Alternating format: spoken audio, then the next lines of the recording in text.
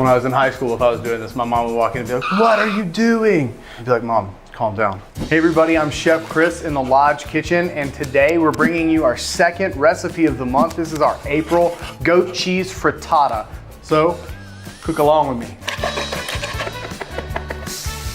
We want a whole lot of frittata, right folks? All right, so we're gonna be making goat cheese frittata, and we're gonna roast our own red peppers. So if you have a gas stove, you can do this way. If not, you can throw your red pepper in a broiler. And I'm just gonna set this red pepper directly over my burner, and we are going to light it over about medium heat. I'm gonna rotate that as we're going, and it's gonna roast. It takes about 5 minutes to do that. All right, so while our red pepper is roasting, to make a frittata, you've gotta crack some eggs. And we're using eggs from Sequatchie Cove. I encourage you guys, if you don't know what Sequatchie Cove is, check them out. Some of the best eggs in the world, or buy locally whenever you can. These guys are in our backyard. We're gonna use their eggs today. I'm gonna take a dozen eggs for this recipe. There's a million ways you can crack an egg. The way that I learned to do it is you do it on a flat surface. I like to use the top of the bowl right here. And then we're just going to, with one hand, I'm pulling the egg apart. So I'm gonna crack it one time, and then I'm gonna take the two sections of the egg, and I'm gonna pull the egg apart, and the yolk and the white just fall right out. So keep going with these guys. And while this is cooking, I'm just gonna be rotating our red pepper. You can see that awesome char that we're getting. That's not burning, that's roasting, and that looks amazing to me. All right, like I said, this is a dozen eggs. If you can't do this with one hand, that's okay. I like to try to keep one hand clean if I can. You can always crack it with two hands. Nobody's gonna judge. Got a couple more eggs. Our eggs are cracked in our bowl. Our pepper is well on its way. Look at that beautiful color. And like I said, that's not burned, that's flavor.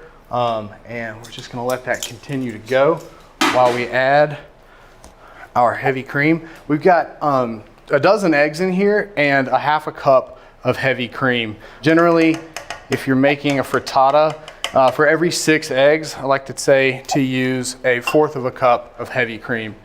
You can use milk if you'd like. I like the full fat, the richness, the creaminess of the heavy cream.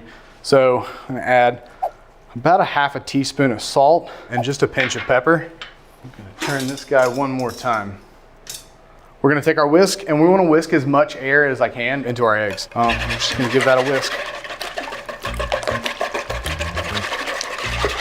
Now we're gonna take our red pepper that's roasted on all sides, beautifully charred. I wanna trap that moisture in. What that's gonna do is make the skin a lot easier to peel. That's just gonna hang out until we're ready for our veg.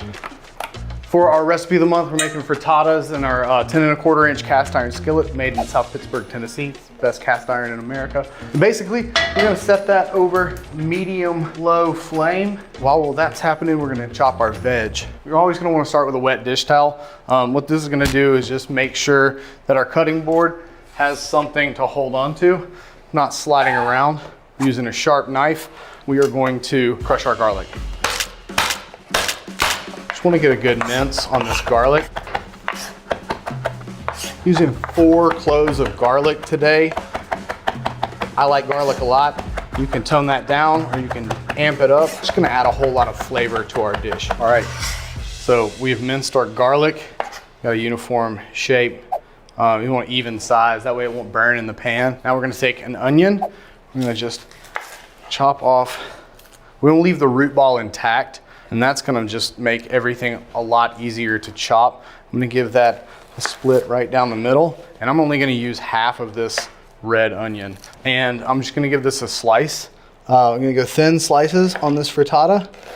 Just like with our garlic, you want uniform consistency, and that's gonna cook very nicely in the pan.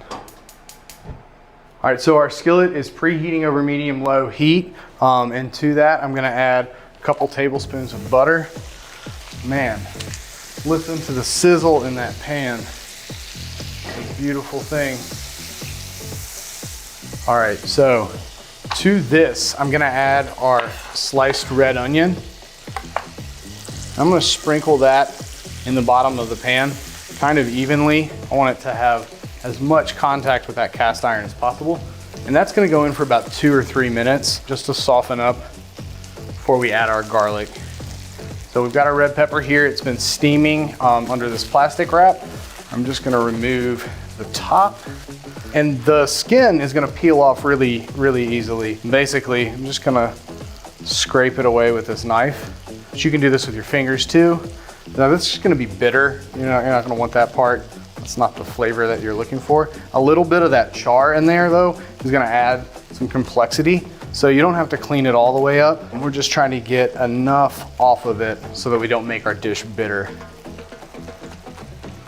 All right, so take that off. Now I'm just gonna chop off the end, one side and the other side.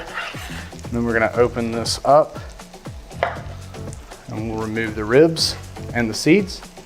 You wanna cut away from yourself as much as possible. I'm just gonna now cut that into kind of equal portions. I'll stack them up, and then I'm gonna give those a julienne. Julienne just means we're gonna cut it into thin strips. That looks beautiful. That little bit of char in there is delicious. Kick that heat up just a bit. Our red onion is looking very, very pretty in here. Softened up really nicely. So I'm going to add our garlic. Garlic's gonna go in. I said I'm using a lot of garlic in this recipe, folks. It's one thing that you're gonna know about me. I love garlic. We don't wanna brown it at this point.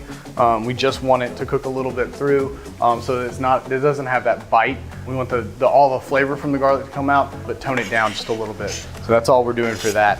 Got some spinach here today, folks. Got about 2 cups of spinach, and it seems like a lot of spinach, but that's gonna cook down really quickly.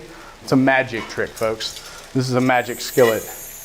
The FDA has not confirmed nor denied the magical powers of the large cast iron skillet. We're just gonna roll that around in our skillet while that spinach wilts. So for this frittata, we have our Parmesan, our egg, our heavy cream, salt and pepper that we've whisked away in our bowl.